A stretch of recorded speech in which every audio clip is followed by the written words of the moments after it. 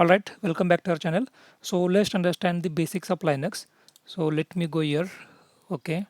And what is software? Okay.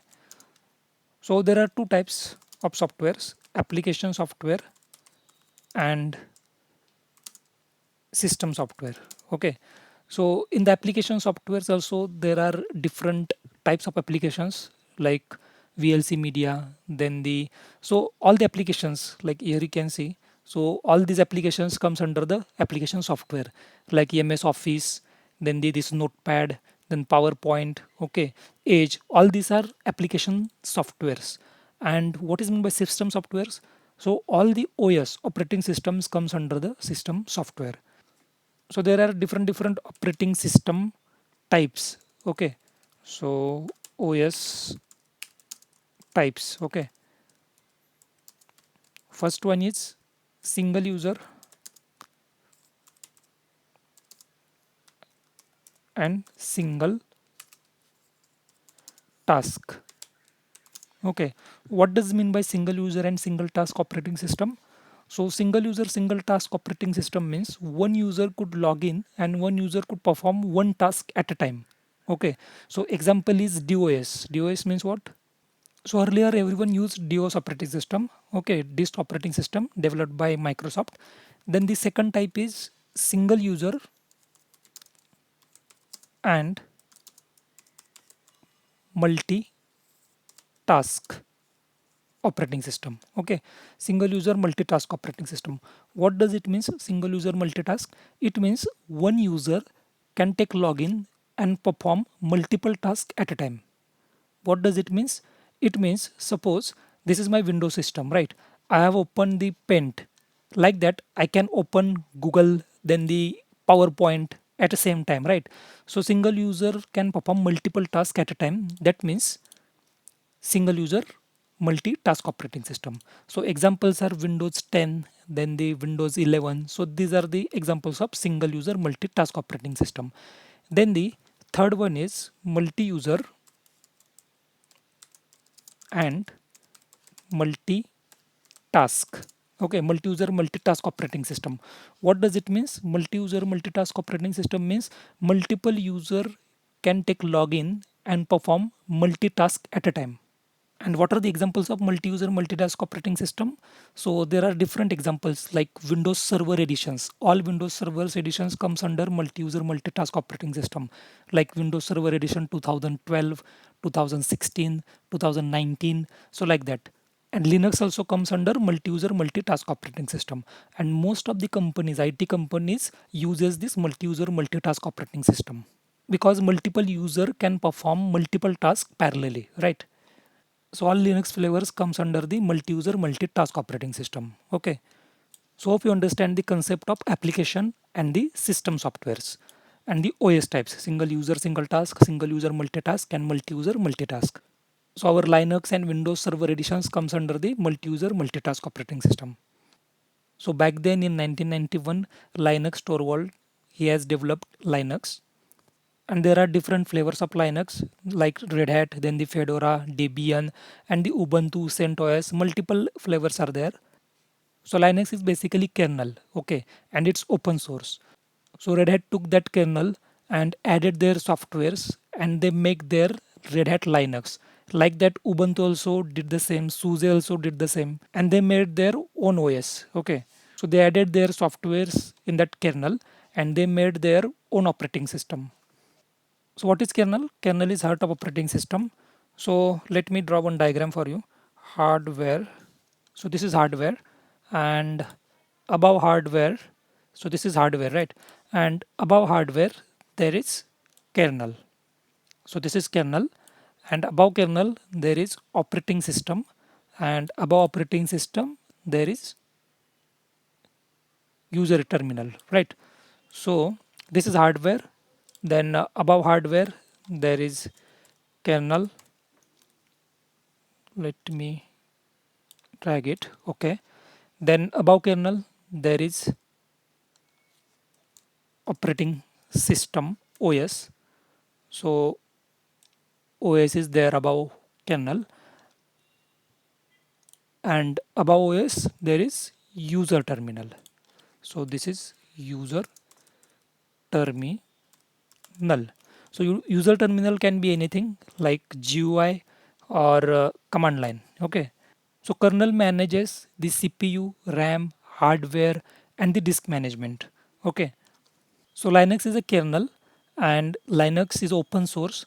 So everyone uses multiple Linux distributions nowadays like Red Hat, Fedora, Debian, Ubuntu, CentOS, Amazon Linux, Kali Linux. So there are multiple types of flavors are available in the market.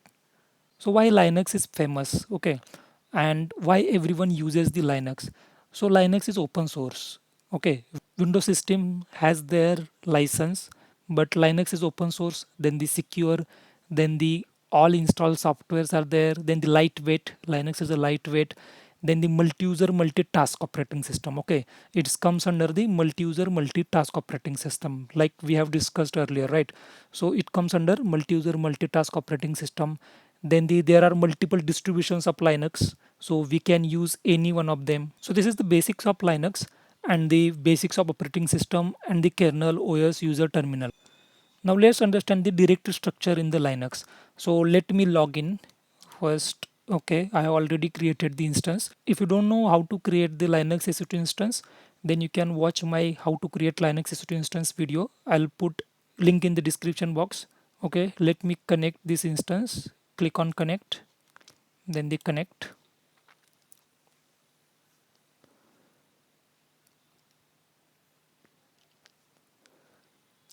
Okay, I'm already inside the Linux server.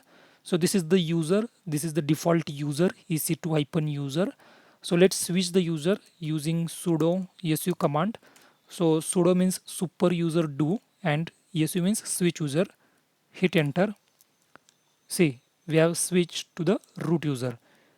Now type cd, cd change directory. Basically in our Windows, we have double click on directory like that. Here we use cd command. Okay, so do cd and slash. So here slash means root. Okay, this is the top level directory. So let me show you. I'll do ls. Ls is one command. So by using ls we have listed the directories and files.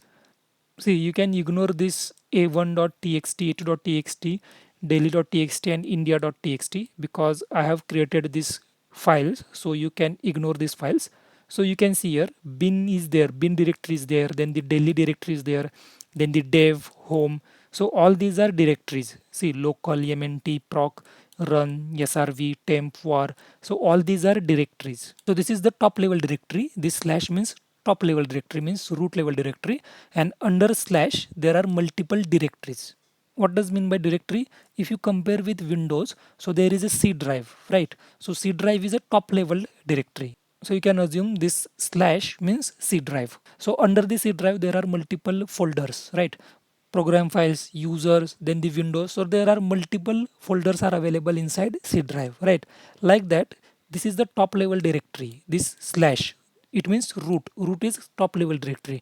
Inside this root there are multiple directories. So in case of Windows we called it as a folder, and in case of Linux we called it as a directory. Okay, so daily is one directory, then the home is one directory, lib is one directory, local is one directory, and this is the drive.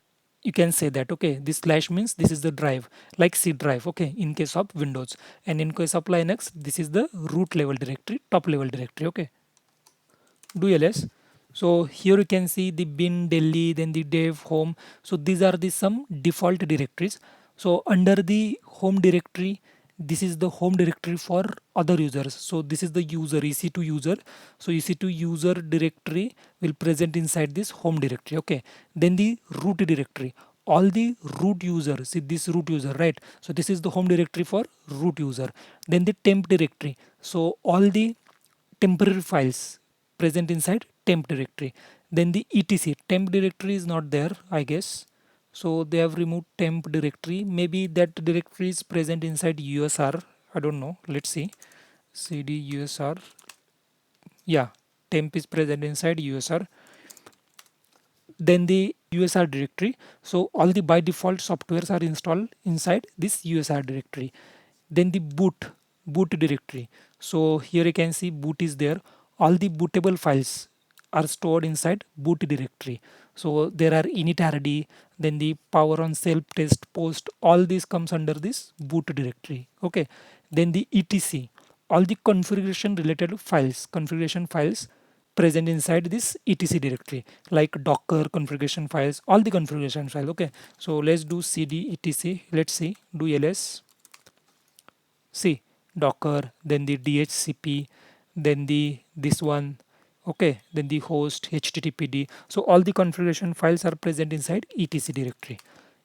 Then do ls, then the bin directory. So bin directory, it contains the command executed by all users. Okay, all users means this ec2 user and the other than root user. Okay, and the sbin means, so there is one sbin directory as well. See, this sbin directory means it contains all the commands used by root user only. Okay, so bin contains command used by other users other than this root, and sbin contains command used by root user. Then the opt directory, all the optional application software packages and all these things comes under this opt directory. Okay, so let's go inside that directory and check whether any software is available or not.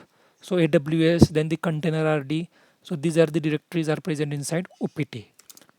Okay, see, all the optional application software packages are comes under this opt directory.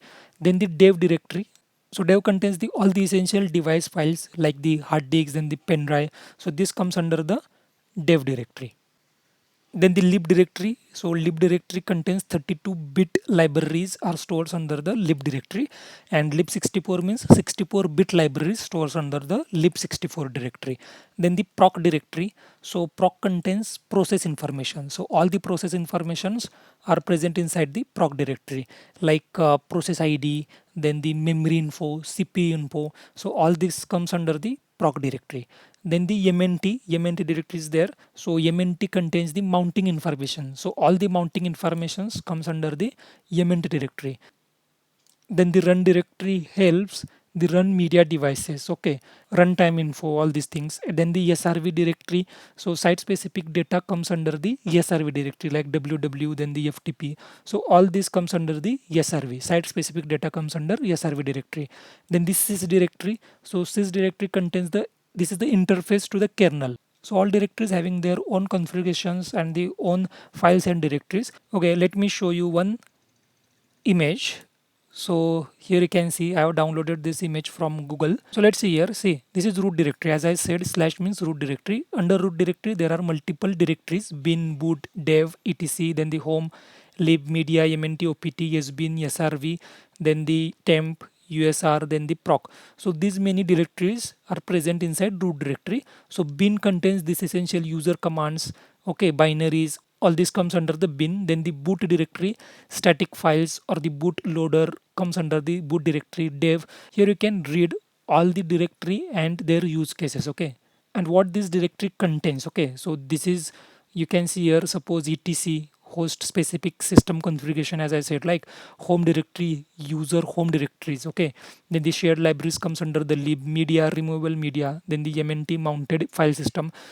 So these are the use cases of these directories. So this is the directory structure, or you can say Linux hierarchy structure. So hope you understand the concept of Linux, then the single user single task, multi-user multitask, then the single user multitask operating system, then this one kernel, hardware, OS, user terminal, and the directory structure of Linux. Okay, so this is the basics of Linux. From the next video onwards, we are going to see all the commands and all the day-to-day Linux tasks. Hope you enjoyed this video. If you have any doubts, then you can ask me in the comment section. Till then, bye bye.